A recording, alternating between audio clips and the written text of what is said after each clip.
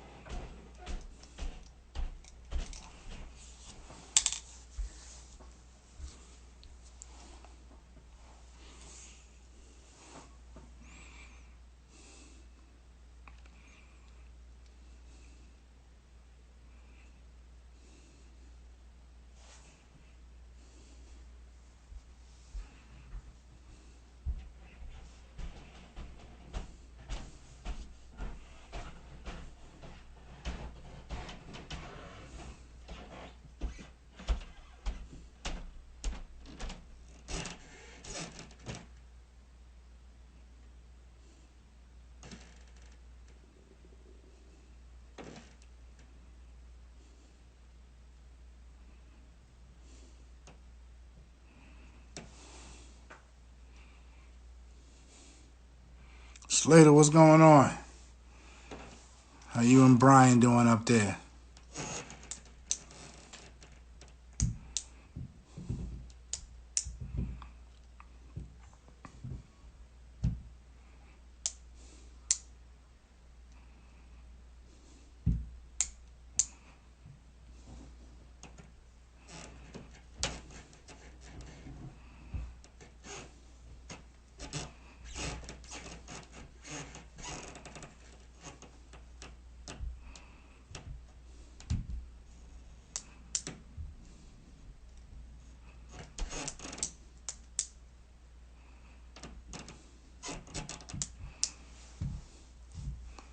Tarek, what's going on?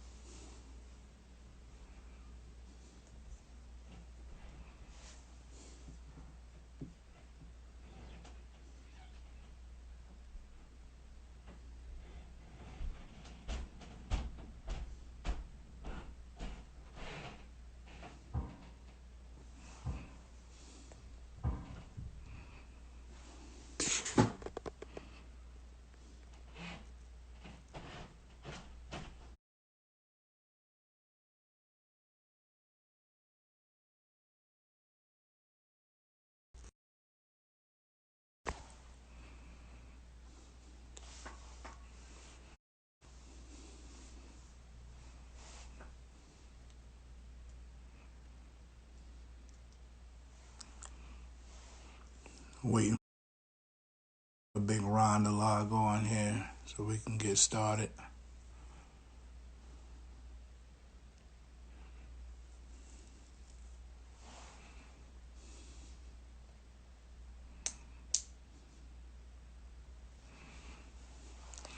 All right. Welcome to the Positive Impact Podcast, where we talk about all topics related to the game I love. I am your host, Terrell Dozier, and tonight's guest is former Tennessee legend, Big Ron Slay.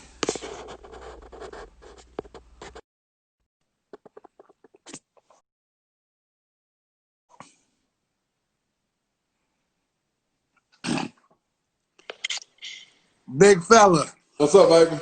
what's going on? I'm good, man. I'm good, man. Listen, man. Listen, I don't usually like to start these interviews off on a bad note, but you got the T-shirt on, man, and I ain't seen mine yet. You know I'm on you. You know I'm on you about it, man. I already know. And you done asked me, man.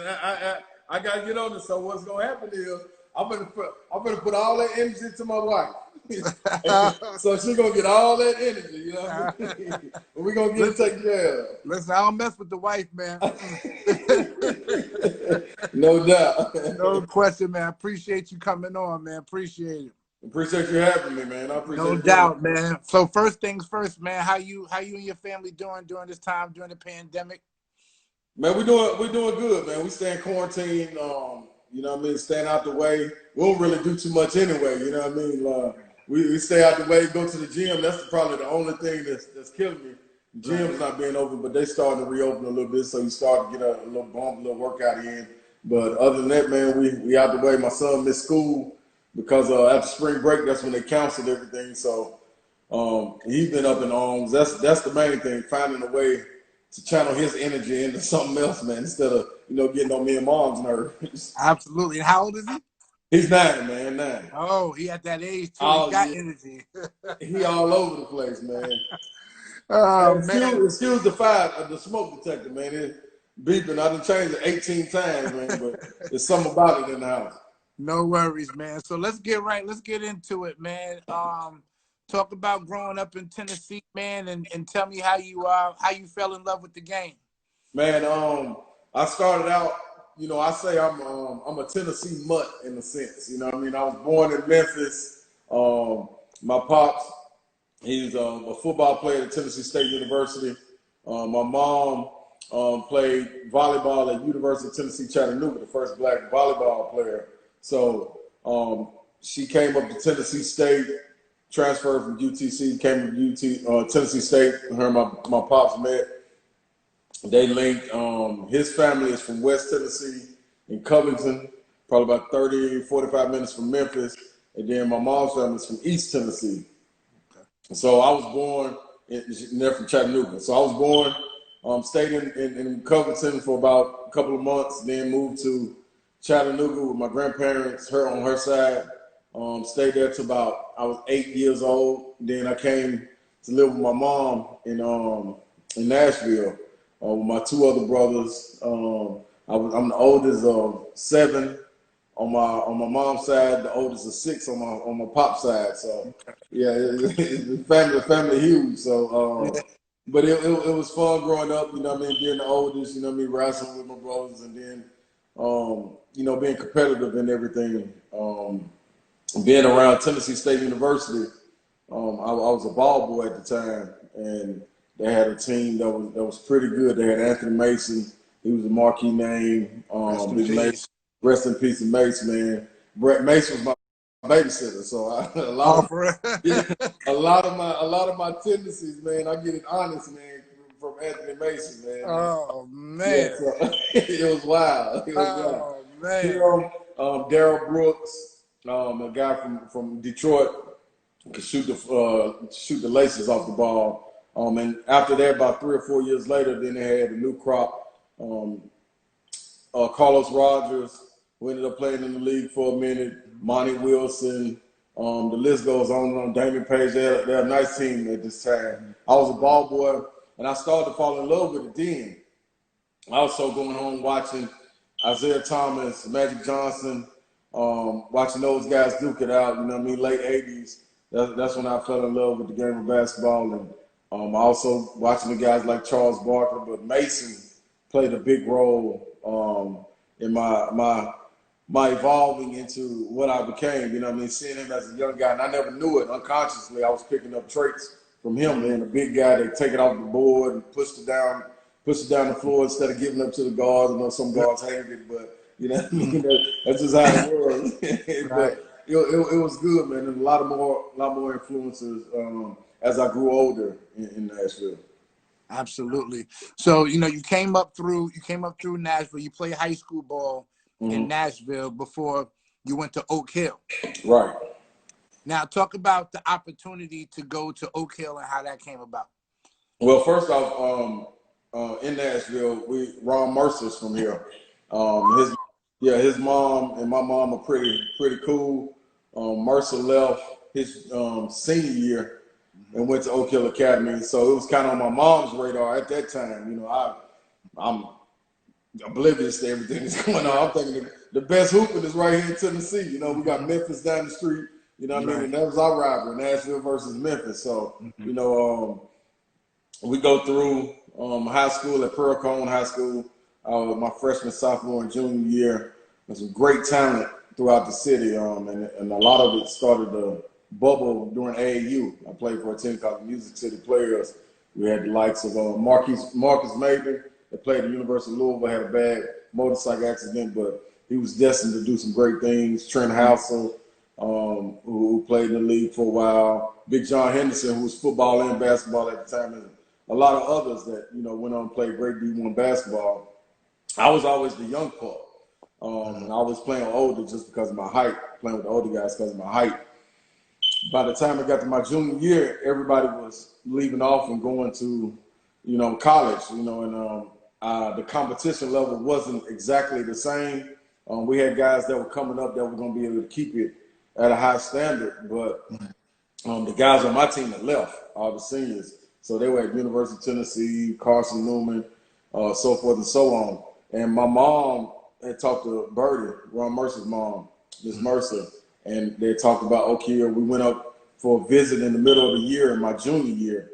And at that time, I had a cast on my arm because I played football, tried to break my fall, which was silly, snapped my wrist. So I was sitting out the first half of the season.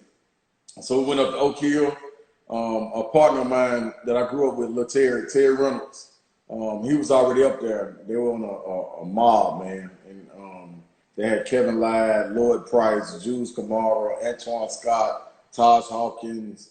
God, that was probably one of the most talented teams Oak Hill ever had to not win a championship. But salute to them. Yeah, you know what I mean? Kadiri Richards, he was on that team. Like, it was that time was stupid. Right. But I get up there, and Coach Smith greets me at the door. I reach out to shake his hand with my left hand, and you can see I got the cast on, and so he go in there and talk to my mom, and then I go in the gym, and I'm shooting with the assistant coach, Coach Stoneman. And I happen to be shooting with my left hand at this time, and I'm making everything, just from about 12 feet out, you know what I mean? So they finish up talking, they come in the gym, and Coach Smith was asking Coach Stoneman, what you think about him? He was like, man, he's making everything with his left hand. I don't know if he's right-handed or not. So, I kind of got put on the radar. Then we played in the Arby's Classic, which put me on the radar more my junior year. And at that time, I think I didn't want to leave Nashville. I felt I made my bones here. I wanted to get Mr. Basketball and all the other accolades that come with it. But I think it was a great decision. My football coach ended up talking me into it, like, Ron, you don't want to mess this decision up by staying here. All your friends still gonna be here, this, that, and the other. I'm like, all right, cool. So I started to do a little bit of background, finding a little bit of the background on Oak Hill and finding out it was a powerhouse. I'm telling you, Tennessee was all I knew. You know what I mean? At that time coming up, we had Dante Jones, went on a great run with Mississippi State, Ron Mercer. He's McDonald's All-American. Charles Hathaway. You got Tony Harris, McDonald's All-American in Memphis. Robert O'Kelly. Like, I'm seeing what I think I need to see. So I'm thinking Tennessee is the spot. But when I did my history, I found out Oak Hill was what it was. And when I went up there and saw the jerseys, Oak Hill, the All-American list, I was like, whoa, like this is a little different. This is a little different. So I wanted to test myself, and see where I stood amongst the nation's best. And that helped push me up to going to Oak Hill. So you go to Oak Hill, you know what I mean, which like you said is a powerhouse, nationally known. Steve Smith is one of the best to ever do it in high school basketball. So you get there and talk about your recruiting. So obviously you end up at the University of Tennessee, but what did it come down to? Was it always like, listen, like, because you're talking about you a Tennessee boy, so like, was it, like what was like your top two that it came down to? Well, it came down. I was always an Arkansas fan because growing up, I saw Nolan Richardson, I saw Corliss Williamson, and I always took a liking to big guys that were able to push the ball. And Nolan Richardson let Corliss Williamson push the ball at times. Oliver Miller too. Yeah, Oliver Miller too. Yeah, so I was loving that. Dwight Stewart, I loved all of it. Even as big as he was still able to take a couple dribbles and give it up. But I was in love with that. 40 minutes of hell, you know what I mean, up and down, that pressure in your face, and then plus it was a black coach. I grew up at, like I said earlier, Tennessee State University, HBCU, and that was engulfed in me, But they didn't recruit me. Tennessee State didn't, and a lot of my friends that played, we had a pretty good football team at Pearl-Cohn, won back-to-back state championships. One of the only public schools that ever do that in Tennessee. They had went Buck Fitzgerald and John Henderson and went to the University of Tennessee. So my junior year, Coach Cutcliffe was walking in the gym. Salute to Coach Cutcliffe. He was the offensive coordinator at the time in Tennessee. And he saw us in there playing pickup.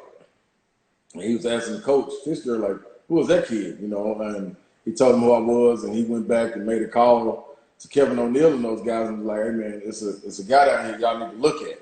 You know what I mean? So they started getting on my radar at that time. But it was Arkansas, Kentucky when I got to Oak Hill. But I was on the radar, but wasn't on the radar. You know, because I went to Oak Hill, and in the summer of going into my senior year, the story a little drawn out, but I got you. Going into my senior year, I got to Oak Hill, and I was expected to go to Nike camp, the ABCD camp, all that like I did the year before. But my grades were so terrible, I had to go to summer school Monday through Saturday. 8 o'clock in the morning to 12 o'clock on Saturday, and 8 o'clock in the morning to 3 o'clock Monday through Friday. And I couldn't miss no classes. I got up there, and I think my GPA was a 1.6 or something crazy. And you know what I mean? At this time, I'm not knowing that the core and you know what I mean, the core is different than your PE class or whatever. I'm thinking, shit, I'm an A in PE. That can make up for this D I made in math. You know what I mean? Right.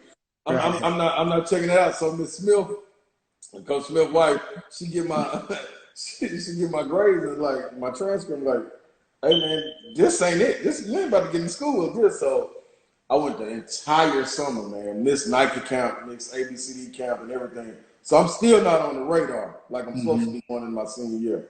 I think I came in ranked like 78th or something, but we get up there, we get in the preseason, and the pecking order is established. Steve Blake, you got Gary Williams coming to see him from Maryland. You got Pete Gillen coming to see Travis Watson from Virginia. You got Cliff Hawkins at the time was being recruited by Kentucky. Tubby Smith had just won the national championship the year before. And when they walked in the gym, I had verbally committed to the University of Tennessee before I went to Oak Hill. So but when I get up there, I'm seeing all these coaches walking in. I'm like, hey, coach, I ain't really feeling this, man. Like, I ain't getting no love. Like, ain't nobody coming to see me. And I'm seeing these coaches here. And at this point, the pecking order had been laid. And I'm one of the big dogs on the team, me and Travis Watson. Hands down, you know, everybody else fall in line. So, we play him, and I see Coach Smith looking at me. He ain't saying nothing to me, you know, because there ain't no tampering or anything. But he looking at me. I'm like, and after they left, I told Coach Smith, hey, man, I want to open my recruiting back up. I want to go to Kentucky, you know. He was like, nah, just go sleep on it for a night. You know, he came back the next night, man, and the next day, and Tennessee came up there. So they came up there 3 or 4 times straight in a row, kind of sealed the deal. And me being a Tennessee guy, I've always been loyal to a fault at times. And I kind of stuck with my commitment, which I believe it turned out great for me. But I do think you should always look at your options and see where it goes. You know what I mean? Because you got to look in long range. You know what I mean? Playing for a coach with a name is a little different than just playing for a university. So Right. No question about it. So you get up there and you know, you have a good freshman year. You know what I mean? Right. You have a solid freshman year, you know what I mean? And you got the playing time you deserve. You guys went to the Sweet 16 your freshman year. You know what I mean? So it is a good decision for you. You know what I'm saying? And then you made a jump your sophomore year. Right. You know what I'm saying? Like, you made a good jump your sophomore year. Your average went up. You made all conference as a sophomore, and you was the team MVP. So talk about the work that you did from your freshman year to make that sophomore year jump. Well, coming into it, man, I was always felt, you know what I mean, some of it was because of me. Like I said, my grades, I didn't get on at Oak Hill, we finished 31-0. National champs that year, beating Compton Dominguez. We had Tyson Chandler, Omar Cook, and Christ King. Like, the list goes on and on. Marquise Daines and those guys in Mount Zion. And I felt like we didn't get our just due. So this was another opportunity to me coming into the University of Tennessee. I didn't make the All-American list, so I got a chip on my shoulder. I feel like I'm an underdog. Coming there, I had, like you said, had a good freshman season. Coming back, getting a taste of that Sweet 16 from my freshman year, I wanted to get back to work. You know what I mean? I wanted my playing time to increase. I knew we had a senior that was leaving CJ Black, and his minutes were up for grabs. So I wanted out the gate to come back stronger, be more reliable, not just be the energy guy coming off the bench, although they served me good my freshman year. But I was watching guys around the league. You know, you got from top to bottom, you got Joe Johnson, who's bubbling at Arkansas. You got Keith Bogans and Tayshaun Prince doing their thing in Kentucky. Mississippi State's coming along. Alabama got a great class with Mo Williams, Gerald Wallace, all those guys coming in. You look at Florida, you got Udonis Haslam, Mike Miller, Brett Nelson, like the list goes on and on. And this is night in and night out. So I felt like after winning the SEC championship, we were going to have a target on our back. I feel like it was up to me to pull my weight. You know what I mean? You can't come back with the same thing. So got into the weight room, worked every day, stayed on. And that coming back to that summer, going into my sophomore year, that was the first time all the players didn't go home. So usually you get a summer break. Some guys go home first semester, come back second semester. But this time, everybody was all in. And we all stayed up there. We grinded it out every single day in the summer, working out at 6 in the morning, lifting, going to play pickup, blood, sweat, and tears on the court, coming off the court, breaking bread, staying. And if you know Knoxville is a college town. You know what I mean? If the college is not popping, the city's dead. Mm-hmm. So that was more attention and focus for us to lock in on what we were doing. Like, we still having fun tonight being college students, but at 6 o'clock, make sure you up. And we holding everybody accountable, you know what I mean, knocking on the doors. And I've always been a leader, and I think it just carried over. You know, I'm always definitely a vocal leader. It just carried over onto the court, man. And we had a great bunch of guys. Vincent Yarbrough, Isaiah Victor, who took me under his wing and wouldn't let me slack. He was going into his senior year. So I had to hold it up, you know what I mean? Yeah. I had to hold that spot up. And then the 5 freshmen we came in with, me, John Higgins, Harris Walker, Marcus Hayslip, and Terrence Woods. We were a great 5, you know what I mean? And we pushed the upperclassmen to up their game. And in return, coming back that sophomore year, they did the same thing to us. Mm-hmm. So that's the way we went into it the sophomore year, man, and we got to see it. Personally, we didn't do great as a team, but personally, myself, I had some great accolades, making all conference and stuff. So I felt like I was on my way. Absolutely. So, you know, you and I have talked previously, you know, before this interview, and, you know, I said, you know, because I'm older, so I get to say you kind of you remind me of me, you know what I'm saying? Right. You know, big bodies, know how to use the body, you know what I mean? But, you know, had some guard skills, but we knew where our bread and butter was at, you know what I mean? And you talk about being an energy guy and being a leader in the glue. So now you're going into your junior year. I'm all conference. I'm the team MVP. Right. It's my time now.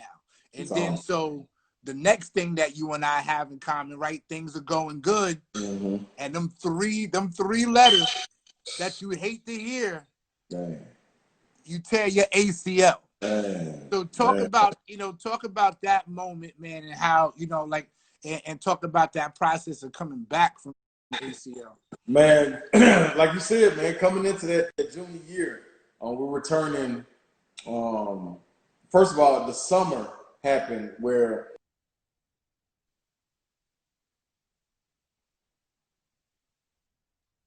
yeah, I got you that. Okay. So coming into that year, in our junior year, in that summer, we were planning on, we got an early exit in the NCAA tournament. We're coming back to get better. We're returning some guys, we're losing some guys, but our core is intact. We got Harris Walker and Terrence Woods that's going to step up. Marcus Hayslip, who ended up being a lottery pick, he's going to step up. Vincent Yarbrough is his team. You know what I mean? It's my dog's team, but the 3 people that's going to focus around is me, him, and Marcus Hayslip. They changed coaches. Jerry Green leaves. He gets fired, and they bring in Buzz Peterson.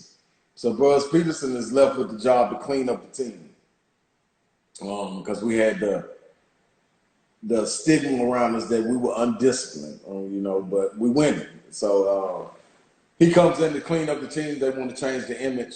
He automatically kicks Harris Walker and Terrence Woods off the team. Boom. That's gone. So now we're coming back into the season. Marcus Hayslip is ineligible for the first 6 games. I end up getting a stress fracture in my right leg, so I missed the first 3 games. So it's all on Vincent Yarbrough. He's out there with walk-ons and everything, and we still losing like by 1 or 2 points to some good teams. I come back first. We go down to play Gerald Sasser and those guys at SMU. We ended up winning that game. First game back, Vince had like 22. I had like 20. We look at each other like it's on when Slip get back. As soon as he get eligible, it's on. Right. We go down to Memphis. Our first game, with all 3 of us playing on at the same time. We all have 20. Cool. We lose, but we rolling. We can feel it coming. Syracuse game is right around the corner. Before then, we got Louisville at Louisville. We go up to Louisville. Reese Gaines hit a fluke shot off the backboard, buzzer beater, ended up beating us. But we thriving. We just need a little bit more help. We got Vince averaging 20, I'm averaging 20, Slip averaging 20. We like, it's cool. I can feel it bubbling. The scouts are there, you know what I mean? All of it's, the hoopla, it's loud, you know? And I remember before the Syracuse game, this is deeper than basketball, so this right here teaches you to be careful of the words that you put in the atmosphere, you know what I mean? But regardless of who you believe in, I'm a guy that believes in God, you know what I mean? There is one. And I was laying in bed getting calls about the Syracuse game. Man, we need tickets, man, this, that, and the other. And I remember hanging up the phone and my exact words were, hey, man, God, will you please take all this attention away from me, man? Like, tell me, leave me alone. I'm cool. Just let me hoop. And the next day, we go out. Mind you, the year before, I had 28-12 at the Carrier Dome. So I can't wait to play Syracuse. We get them at home. I'm about to get it back popping. We come out. I hit a 3. Boom. Go down. Get a stop. Come back. I get an and one on Big German McNeil, my guy. I get an and one on him, and automatically what flashes in my head is the Michael Jordan on Patrick Ewing. Dog, you know what I mean? I'm talking to Jeremy McNeil like, yeah, you can't call me big fella, get up, you know what I mean? So I go shoot my free throw, come back down, we get another stop. We come down, Vincent Yarbrough pulls up and shoots. I'm running in there to get the rebound. I jump, and Jeremy McNeil's right beside me. I see him. He tapped my leg while I'm coming down, and I land a little awkwardly, nothing out of the ordinary though, you know what I mean? Land awkwardly, go down, I don't feel nothing. And usually when I fall, I'm an energy guy. You know, I'm always on the floor, I'm guiding for loose balls, I'm gonna hop back up, get the crowd back into it. Man, I fell, and Vincent came over to me like, come on, big fella, get up. I'm like, nasty, I can't. He was like, yeah, you can, man, come on, just put your pressure on me. I'm like, Vince, man, I can't get up. He's like, man, give me a hand. So I reach up, grab his hand, try to get up. And I can't feel anything in my leg. Like, I'm like, whoa, this don't feel right. I tell him to call the train over. The trainer comes over. He was like, man, take your time getting up. So I get up on my own. And he was like, let's get somebody out here to walk. I'm like, nah, I'm cool. I'm walking to the locker room. I'm straight.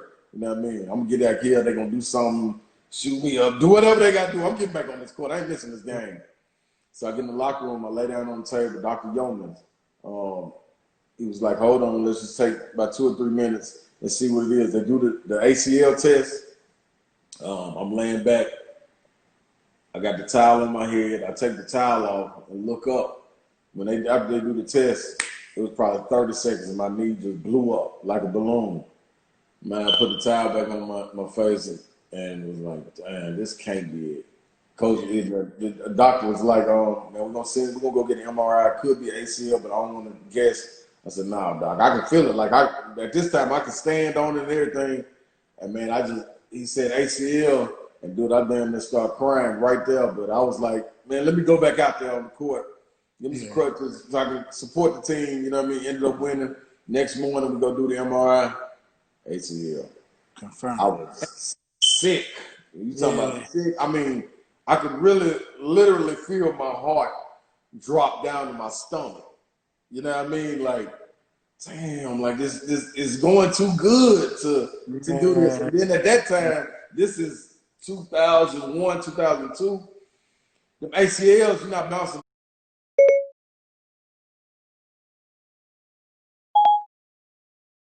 back like we are today. Like Right. ACL, Right. that's like an ankle sprain today. Now then, man, I'm like, man, this ain't the way it's supposed to go down. You know what I mean? You might not even come back. This guys don't even come back from this. You know what I mean? So Right. that was rough, man. I Rough. bet. Nah, I definitely bet. But Yeah, but you as a leader that you are, you bounce back. You know what I mean? yeah, You did what you had to do. without a doubt. You had a monster senior year. Now Yeah, you SEC player of the year, right, third team All American. So right. now you got to be thinking, all right, I'm SEC because SEC is one of the top conferences. Now if you the Yeah, best in that conference, you got right. to think whether it's first round or second round, but somebody's gonna call my name. Somebody got to fool with me. So you know what I mean. So now you in the one of the most memorable drafts, that 2003 draft with Right, LeBron going number one, right, Melo and D Wade and Bosh. So right, you know what I mean, and you go undrafted. right. Talk about that feeling a little bit, about like, I felt like I did everything I did in college and I was SEC Yeah, player of the year. Like, that don't even get my foot in the door. Like, talk right. about how that felt. Man, that was a tough feeling. I think coming out of the ACL, you know what I mean? I was supposed to be back at that time, this is between 6 and 8 months. I was cleared and released in 5.5 months. So I hit it hard, you know what I mean? And like you said, came through, got the accolades, and we played some big time games that season. We were undermanned. I led us to, I think we were tied for third in the SEC East at that time. CJ Watson stepped in, did a great job at point guard, and we gelled. And I'm gonna be honest, I carried the weight. So once we got there to that point, the draft happens, and I talk about the season because we had played Chris Bosh earlier that season. That was one of our marquee games. I think the fourth game in, and that was a good tester for me to see where I am coming off the ACL, my first big matchup. You know what I mean? I know he going first round. You know what I mean? But some people talking lottery at this time. I'm like, oh yeah, this is where I get to make my name back out. You know what I mean? We go out and win that game. I hit him 28-12. I'm like, cool.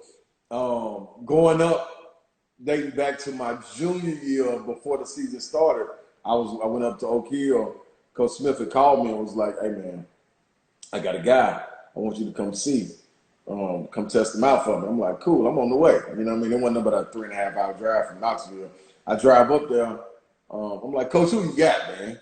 He's like, you know what I mean? It's a kid that is pretty good, man. Just I'll tell you who he is and everything when you finish. You know what I mean? So we go in there, we hooping, and it's a dude, man. He going at this time when you cross and go, you either going to go dunk or you going to pull up for a three.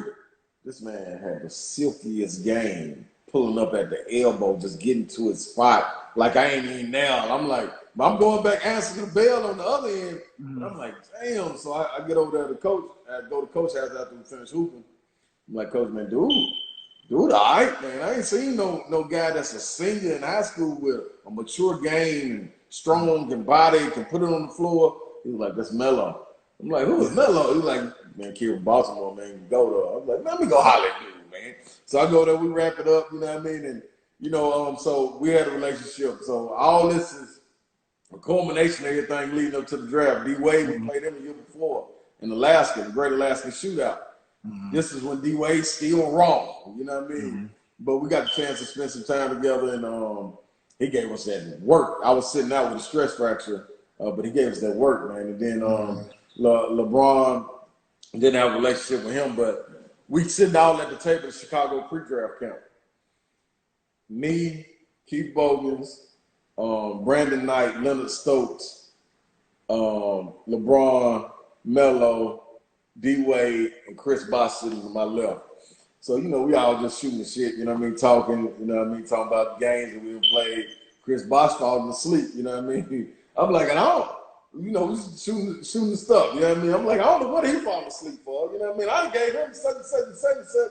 Come on, man, get up, man. Tell these people about the story. You know what I mean? Yeah. So it's good camaraderie. You know what I mean? Everybody sitting at this table is people that I believe they're going drafting. Everybody at that table got drafted except me. You know what I mean? So I remember I was working out with John Lucas, and Big John told me, man, my mom wanted to have a draft party at the Boys and Girls Club for me, a little viewing party. So I told Luke about that, and he was like, man, I think y'all just stay down here, keep your head down, just keep working, don't worry about that. I'm like, look, man, it's my mom, you know what I mean? She done rode the journey with me, you know what I mean? It's almost really more for her than it is for me. You know what I mean? I'm going up there and, support it. So he's like, all right, go ahead. So I go up there. I'm sitting there watching the draft. At this time, the pre-draft and everything, the workouts were great. I did great with Chicago, great with Miami. Miami brought me back the next day. I played with the bigs one day. The next day I played with some 2s and 3s. Held my own with the 2s and 3s. I'm working them in tip-top shape. Like Miami might be the one. Draft's going. I think Miami had the first pick in the second round. First round go by. I'm like, all right, cool. I ain't tripping. You know what I mean? That happens. You know what I mean? My agent's sitting right there with me. It's like you kind of would rather be drafted in the second round anyway if it's gonna be late, this, that, and other, all that shit. So I'm like, all right, cool. Second round hits. Miami got the first pick. On the phone with my agent. He was like, man, it's between you and a guy named Jerome Beasley from North Dakota State. I'm like, man, I killed it in Miami. I know they're going to mess with me. Boom. They called it pick, Jerome Beasley. I'm like, damn. But they got another pick. It got to be me. I know it is. You know what I mean? Yeah. You know what I mean? So I don't even watch it no more. I go in the gym in the Boys and Girls Club and just start shooting around. So about 2-3 minutes go by, I'm like, man, the second round don't take this long, man. Ain't nobody, he ain't came out and said, hey, you drafted. I ain't heard no eruption in there. Nothing. I'm like, man. So about 10 more minutes go by. I'm like, let me go take a peek at this. He just sitting, I walk in the room, my agent is sitting there like, I ain't called yet. I said, golly. So the time go by, last pick happened. I'm sitting there in the room by myself with everybody else is on the outside in the lobby. I'm like, man, damn. So I ain't even get drafted. So you telling me third team All-American, which is the top 15 players in college. The SEC, which was the best league in the land, maybe behind the ACC, but it was a coin toss. I was the best player in that. I led that in scoring, third in rebounding. Took a team with nobody on it. With C.J. Watson, that's it. We finished third in the SEC. Damn, did nobody draft me? I lost all the weight. I'm down to about 226, which could have been a mistake. I'm down to about 226. Man, I'm like, damn, all this work, and it didn't turn out, you know what I mean, for nothing. So after that happened, I go out to the lobby, and the hardest speech I ever made in my entire life was to tell them people, man, I appreciate y'all coming. Stick with me. This is only the beginning. But while I'm saying that, at the same time, it's almost like an out-of-body experience. I'm sitting there watching myself talk, and I'm getting choked up. I want to cry, everything, but I'm trying to hold it together like, you know what I mean, and be who I am. But, dude, that was the roughest time of my entire life. That was worse than the ACL and everything because it wasn't, at that point, I felt like it wasn't no working back. At least with the ACL, I could see a goal, a tunnel, you know what I mean, a light at the end of the tunnel. Like, if I work hard, I can get back and do this. But this, I felt like it was over, you know what I mean? Didn't nobody really tell me about overseas and all that stuff, you know what I mean? So, it hurt me, man. I damn near went into a shell behind that. Yeah. But you had a great career overseas, you know what I'm saying? And you know what I mean? And you still did your thing over there, which is a blessing in itself, you know what I'm saying? So, some people don't get drafted and then that's it. Like, you know what I mean? So at least you was able to go on. You didn't make your highest goal, but you still, You still went on and had a great career. I know they love you down at the University of Tennessee. You always been a fan. You always been a fan favorite down there. Like life is good, man. Life is good for you. You know what I mean? Right. So we got all that stuff out the way. Okay. Right. This is what I want to know. Okay. Explain to me about the Boom Boom Room. My wife and my son, we just watched the movie Life the other night, so we was watching about Ray's Boom Boom Room. So tell me how you came up with the concept of the Boom Boom Room. Okay, for your channel. This is how it happened. So through anyone that's been to school, man, and played in a high level and throughout the season, man, it's ups and downs through the seasons, and you got to find different motivations and different things to get everybody else going. And I was always that energy guy, like I said, and guy that was gonna talk a lot. So at this time, man, Life had came out, 99, 2000, man. The movie Life had came out, and I used to play it non-stop in my room. And I was watching it one time, and in order, like at the beginning of the practice, the guards go to one end and the bigs come to the other end. So while we down there, I'm trying to get us hyped, man, because it's the middle of the season, and you can feel the energy kind of down, you know what I mean? So I'm like, man, I got to think of something to get going. So we got a drill where we go block to block in the paint, and you got to score. And when you get it, you got to have two drop step dunks to finish it with a person right there. So I get it going. At the end of it, I get my dunk. Boom. I'm like, yeah. And then automatically in my head, when I said boom, I was like, this Slave's Boom Boom Room, man. Everybody got to have their own money to get in. If you ain't got no membership, you can't get in there. And it automatically started, and the upper class we picked up on it. So the next game comes up, and I think we were playing Auburn. They had Chris Porter at the time. And Chris Porter was a monster, you know what I mean? So I'll get checked into the game, and I go down, and I seal them. And instead of hollering for the ball, I just start hollering Boom Boom Room. Here in the Boom Boom Room. Here in the Boom Boom Room. And everybody picked up on it, man, and it took off ever since then, man. So it's turned out to be a big man's. You got to be a big man. Guards can get in there too, but you got to be in the paint in this Boom Boom Room, and it ain't no getting out. You know what I mean? You got to be in here going to work. Ain't no refs can help you. Ain't nobody can help you. You got to be a man down here. So that's where it started, man. It started 99, 2000, and I've been running with it ever since, man. And then keep all doing this. So talk about what's Ron Slade doing today, man. Now, man, I got a couple radio shows too, so I'm radio host.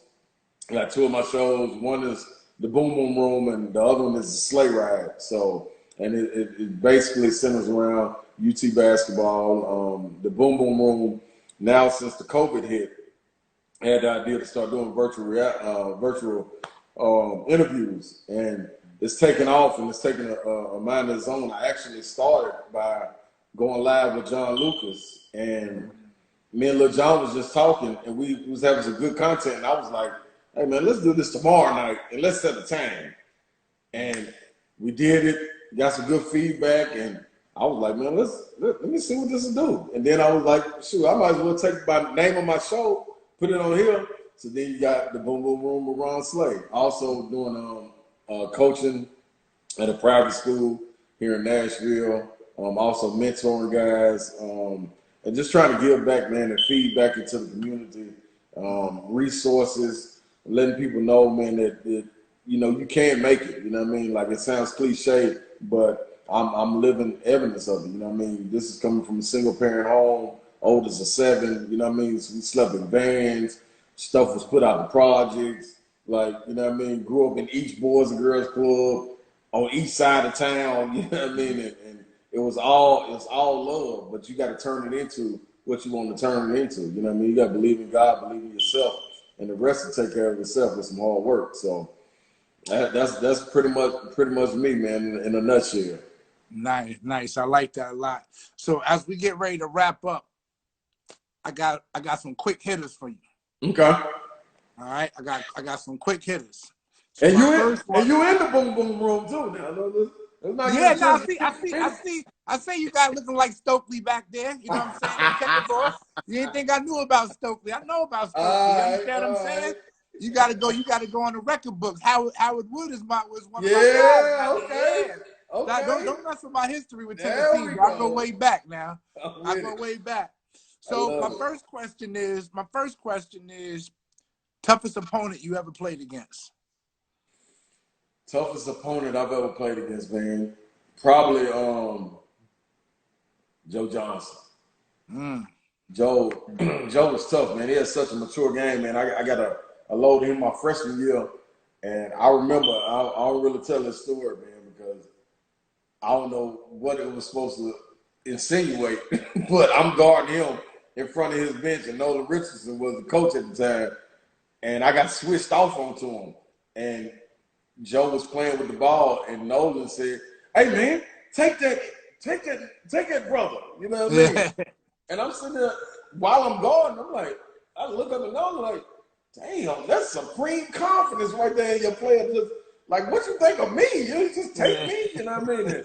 And man, me and Joe had some battles, but that dude there, man, he played exactly the same, man. Yeah, he Like there's no cold. change in him. That's a cold dude, boy. Yeah. Melo's a tough one too, but Joe Johnson. Yeah, no doubt. What's the toughest place you ever had to play? You know what I'm saying? Like somebody might come down to Tennessee and say it's tough to play at Tennessee, but that was your home. What's the toughest place that you had that was tough for you to play at? Toughest place for me, college wise, was the Swamp. At that time, Florida. man, Florida, like the students right on top of you. You know what I mean? Yeah. It's hot down there. You know what I mean? And man, you get out there, and that was one of my only games ever in my collegiate career, scoring 0 points. I shot like 4 times my freshman year, scored 0 points, man. Mm. But they were, hey, it's rowdy, man, and them fans, especially at that time, had no filter. They talking about your mamas and everything, so. When like a couple years ago, they Grant Williams and Admiral Schofield got some slack about doing the gator chomp when they was walking off the court. But anybody that's been down there, you get a win in the Swamp, you got the right to do the chomp. In football or basketball, you got the right, man. That's a tough place to play. Nah, you daggone right. You daggone right it is, man. So this might be the tough one. I need you to give me an all-time starting five from the University of Tennessee. Am I included? Oh, I need to. Listen, it's your starting five. You want to be in it, you be in it. Okay. Point guard. Give me. I'm gonna have to take Tony Harris. Okay. From Memphis. I'm gonna have to take Tony. Two guard, give me Allen Houston. Okay. You know what? At the 3, give me Allen Houston. At the 2, give me Chris Lofton. Woo, shooter. Yeah, them two on the wing, it's gonna be a problem. Woo. At the 4, give me Bernard King.